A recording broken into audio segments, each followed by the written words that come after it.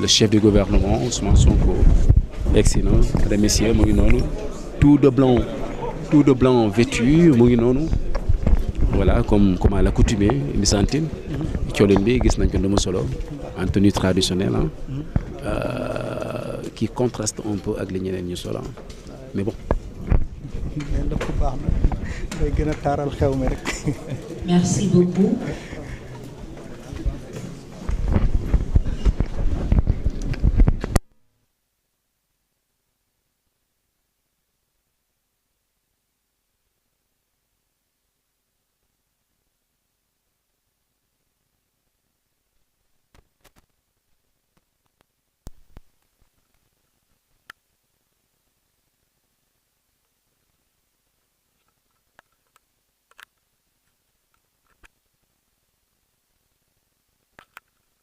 Introductif et pour la suite des échanges avec l'intervention des ministres qui l'accompagnent et nous nous retrouverons juste après ce premier tableau pour quelques questions et réponses et ce sera en fonction du temps qui sera imparti. Donc sans plus tarder, nous allons démarrer, mesdames, messieurs. Les caméras sont prêtes, me semble-t-il. Donc, Excellence, Monsieur le Premier ministre, je vous cède le micro. Merci.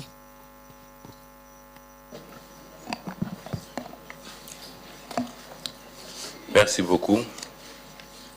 Bonsoir à tous. Je crois qu'avant de démarrer la cérémonie d'aujourd'hui, je souhaiterais demander à tout le monde d'observer une minute de prière à la mémoire de l'âme des disparus du Diola, puisque nous sommes aujourd'hui le 26 septembre, date de célébration de cette tragédie nationale et internationale. Merci.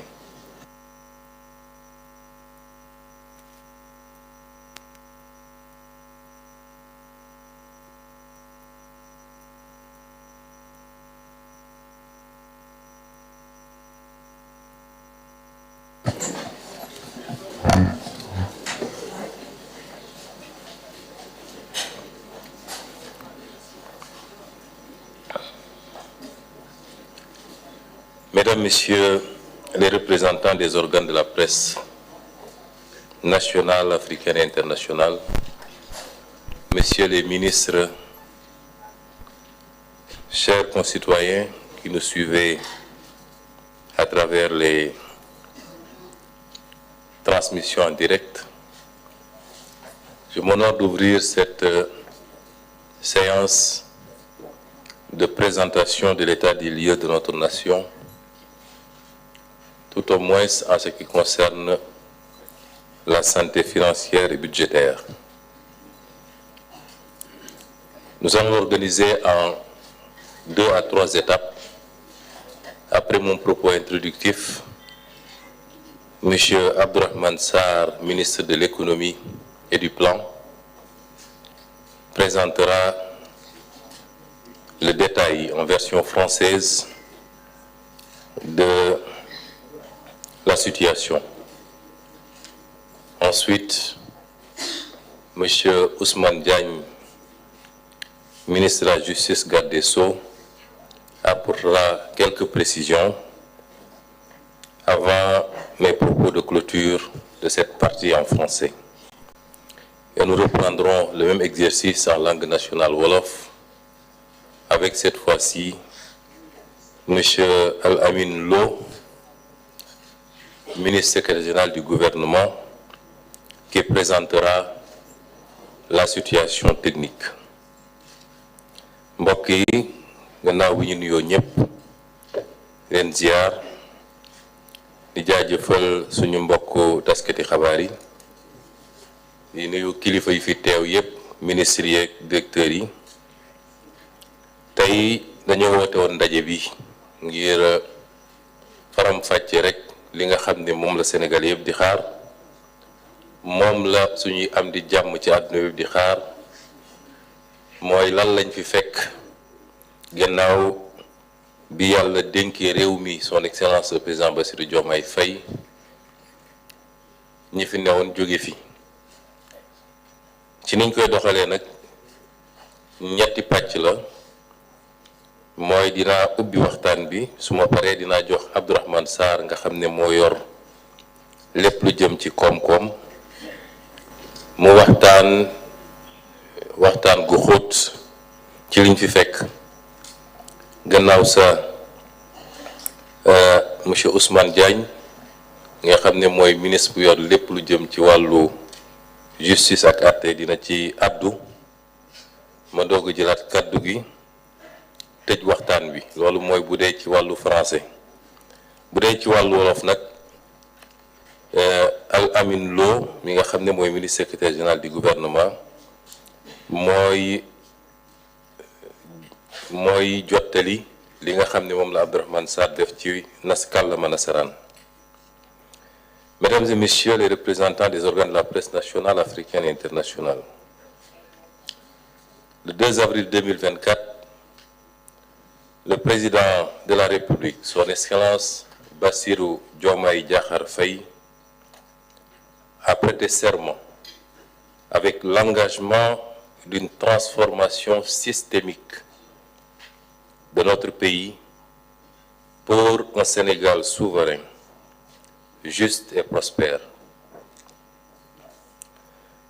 Fidèle à cet engagement qui exige la transparence, la redevabilité et la vérité vis-à-vis du peuple souverain, nous avons l'obligation, sur instruction de Monsieur le Président de la République, de dresser l'état des lieux dont notre régime a hérité. Et ce, avant d'engager l'immense chantier de redressement du pays.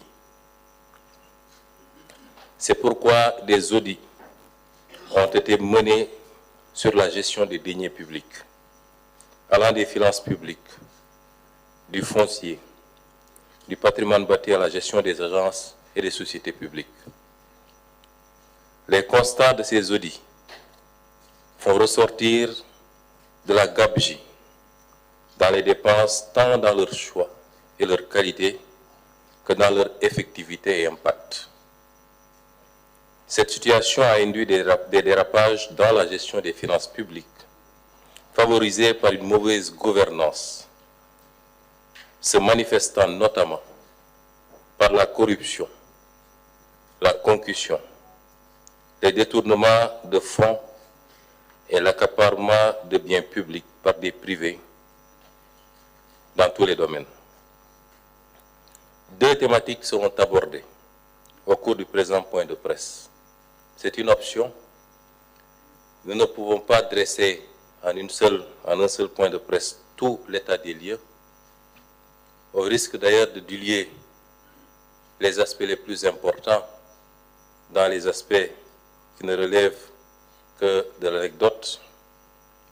Et c'est pourquoi nous avons choisi pour ce premier point de presse de ne traiter que deux éléments qui nous semblent essentiels au regard de leur impact négatif sur la situation du pays.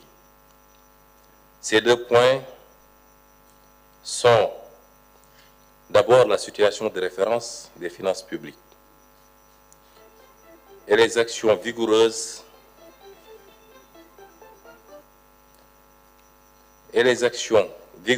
en termes de réforme pour prendre en charge dans les délais requis les dérapages enregistrés et jeter les bases d'une transformation systémique.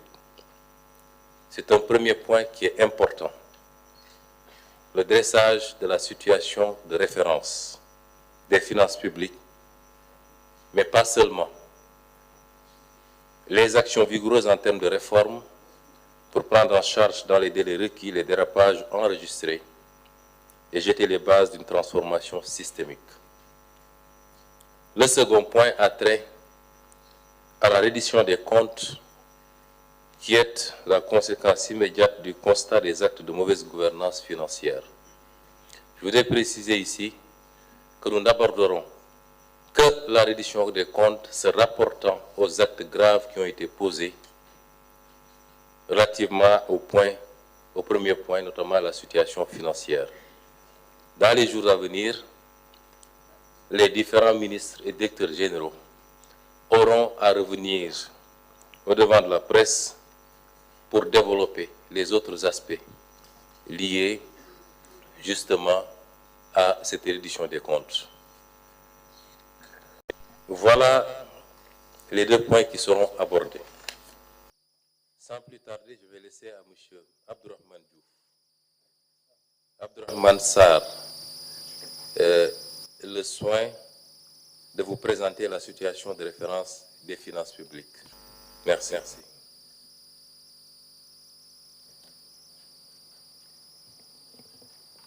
Je vous remercie, Monsieur le Premier ministre, chers membres de la presse, chers participants. Effectivement, en effet, sur ordre du Président de la République, le ministre des Finances et du Budget avait désigné une équipe sous la supervision de l'Inspection générale des finances afin